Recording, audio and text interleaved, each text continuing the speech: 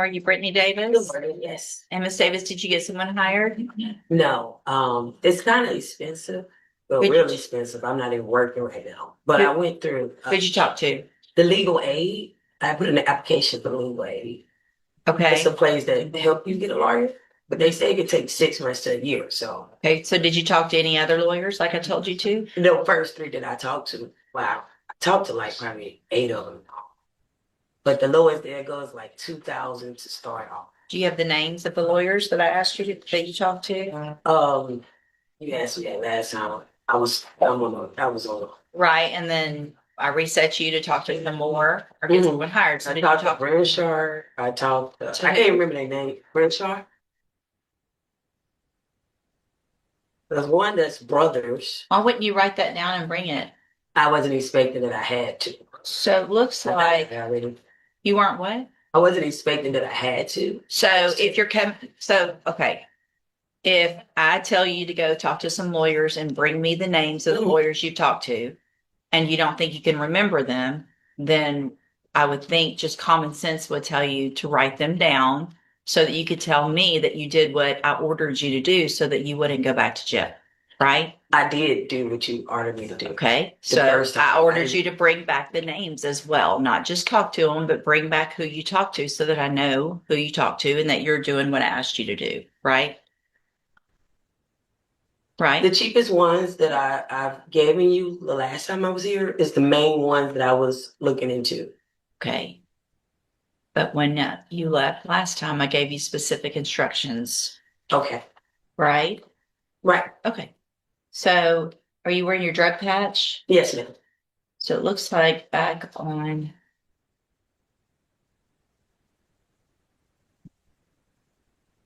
second.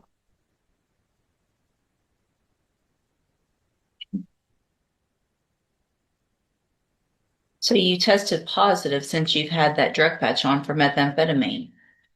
What is that? Yep. What does that mean? I don't. But what with the patch? Mm-hmm. Looks like you tested positive for methamphetamine, cocaine, and cocaine. Uh, Hold on. Let me print it out so I can read it better.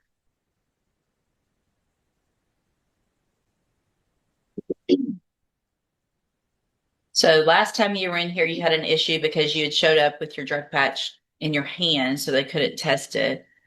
So I tested you in court, and then I made you get the drug patch put on again and told you to keep it on. And then the drug patch that was put on January 25th,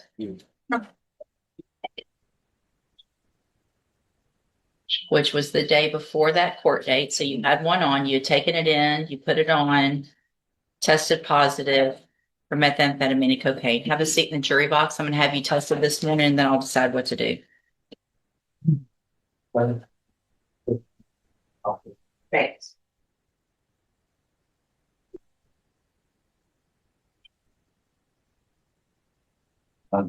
Actually, come on, ma'am. Come on back up here. I know what I'm going to do.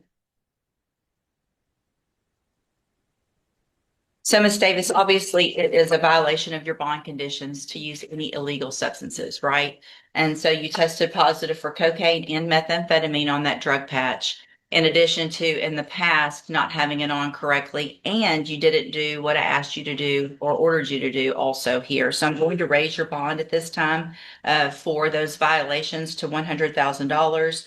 You will keep your court-appointed attorney while you're in custody. They'll be out to see you, and we'll just see what we do with your case at that point. You can go back with the bailiff. wow. Ma'am, come on back again. Oh, you want an example out of it? I see.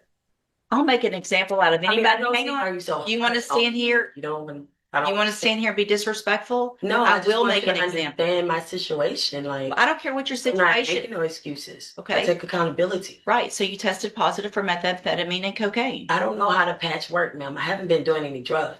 Well, you did something.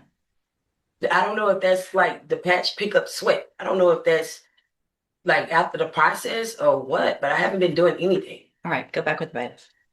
Good morning, sir. You're John Richard. Yes, ma'am. And Mr. Richard, is it Richard or Richard? It's Richard. And Mr. Richard, this is your initial appearance. And cause number 25, ECCR 0786. You are charged with, get it pulled up. One thing Judge West consistently emphasizes is personal responsibility. Even when defendants claim financial hardship or medical issues, the court expects them to actively seek solutions, whether that's finding employment, applying for assistance, or speaking with multiple attorneys. The message couldn't be clearer: effort matters in the courtroom. The third-degree felony offense of failure to comply with sex offender registration requirements from April 30th of 2025. And since you've made bond in your case, have you had an opportunity to hire a lawyer? No, ma'am, I haven't. This was all just a misunderstanding. My sister had reported me missing. Well, But and so they've indicted you for it, so it's probably really important that you get a lawyer, okay? Yes, ma'am. So that if there is some issues or some information that lawyer can get to the assistant district attorney that would work out your case, then that's how that kind of works out, okay? Yes, ma'am. So what I'll do is reset your case about 30 days to give you some time to try to hire a lawyer. If you, I can't afford a lawyer because I don't work and I'm trying to get my disability and stuff. okay, but you do not have disability yet? No, ma'am, I don't. Okay, so why aren't you working at this point? Because I can't. Why? Physically, my knees are bad and I have arthritis and pancreas and There's lots of jobs for people who don't need to use their knees or different things like that, right?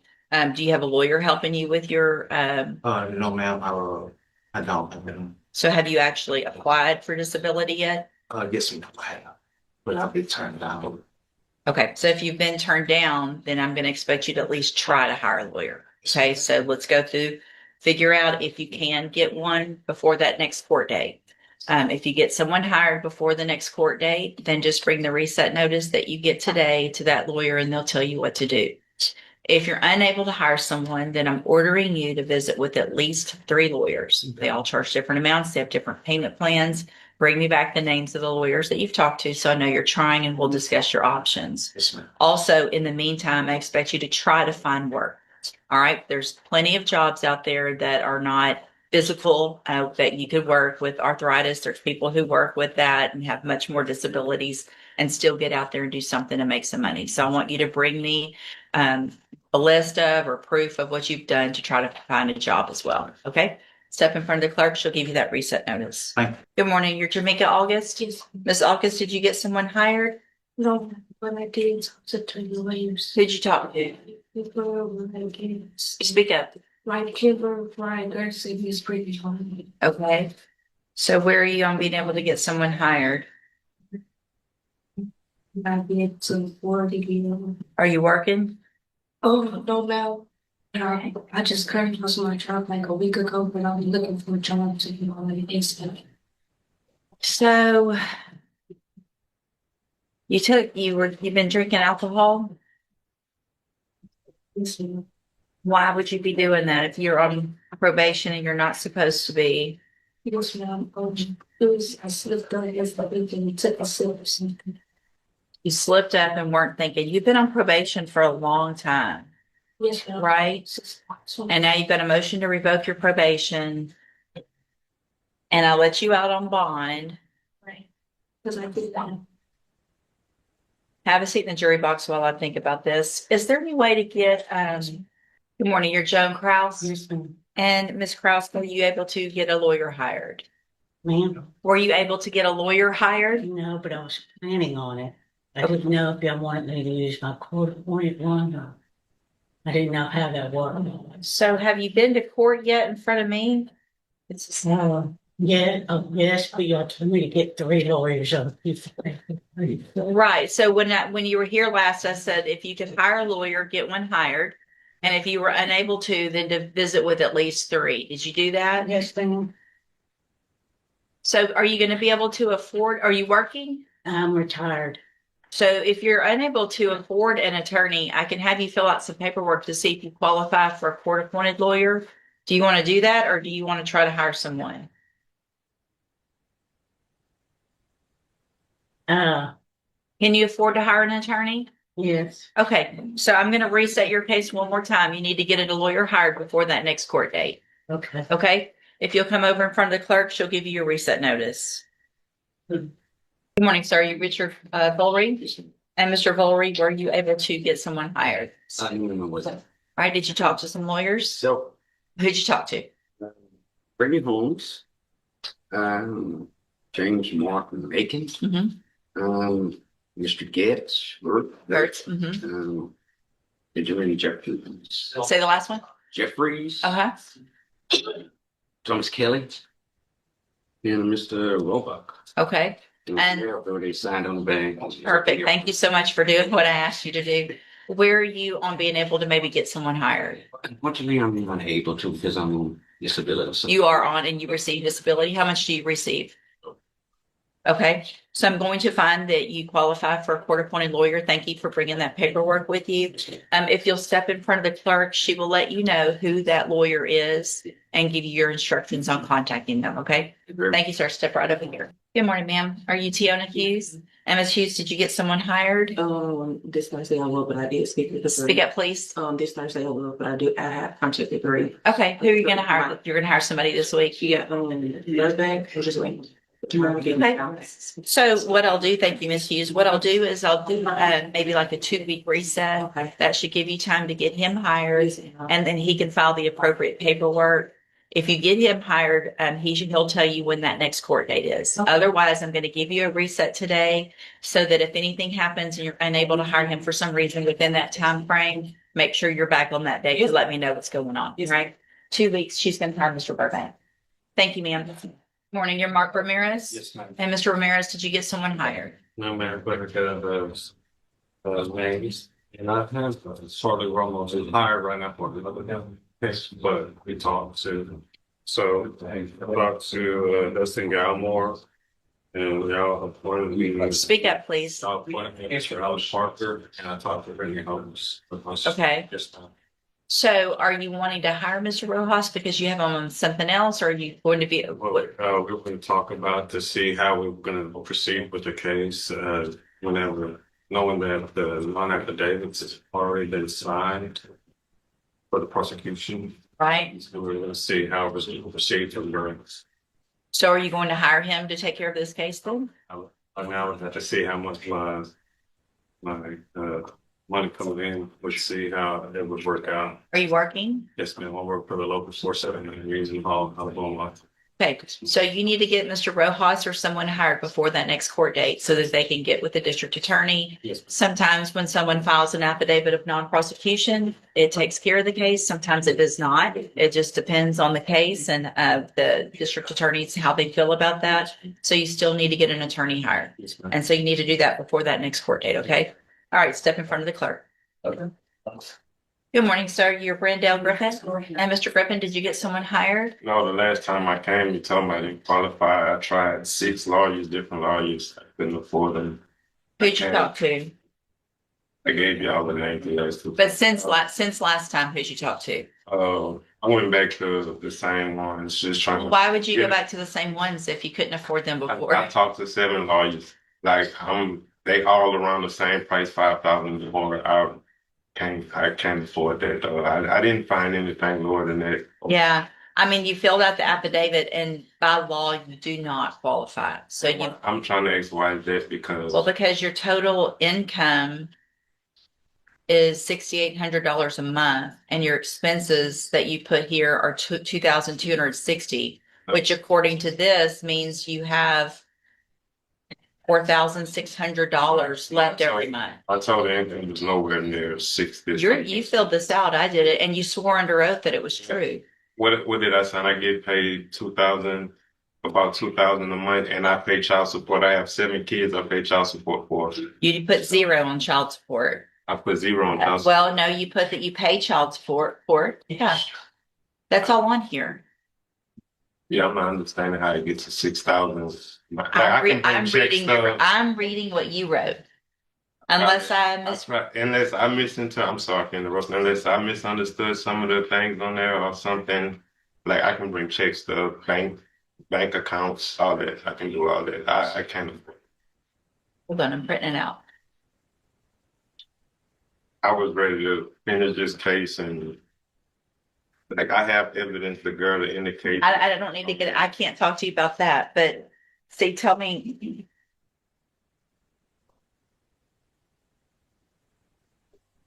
I mean, do you see the total on the left-hand column? The Yes, left, because under assets, it has a car. My car is the worth. other side, where you say your income Total is income. $6,800. See that? But I added up assets, which is my car, and I had it worth around $6,000 or something. So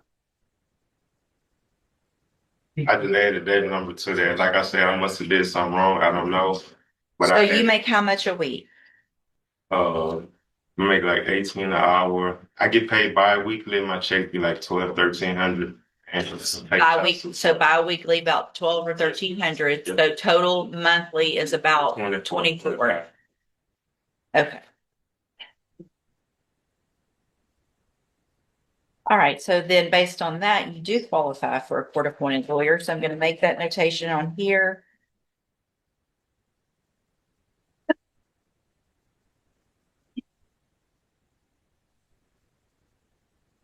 You want to know, you may have them sit down. Step in front of the clerk. She'll let you know who your attorney is going to be and give you some more instruction. Good morning, sir. Are you Brad Thibodeau? Yes, ma'am. And this is your initial appearance, Mr. Thibodeau, in clause number 25 DCCR 0542.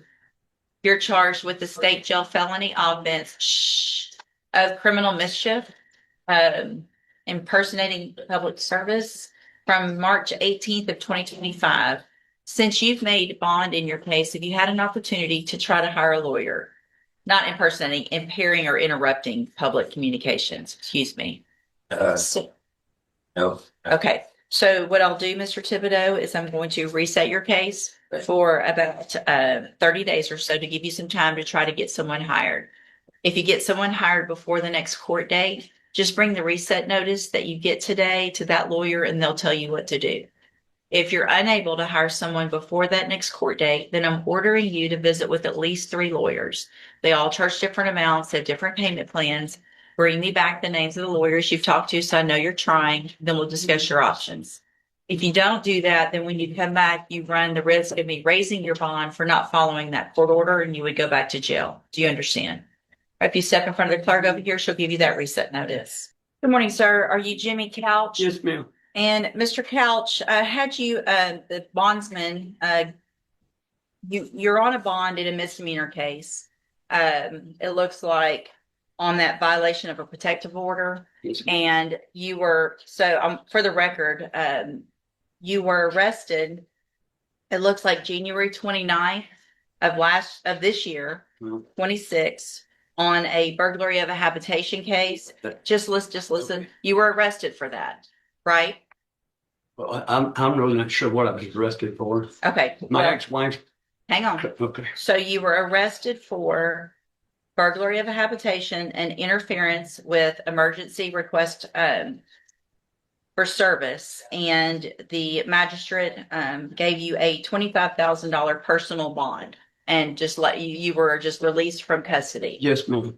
After that date, on February 14th of 2026, you were arrested again, and that one for violation of a protective order. Okay. You made bond on that case, and you were given I've received the pre-sentence report.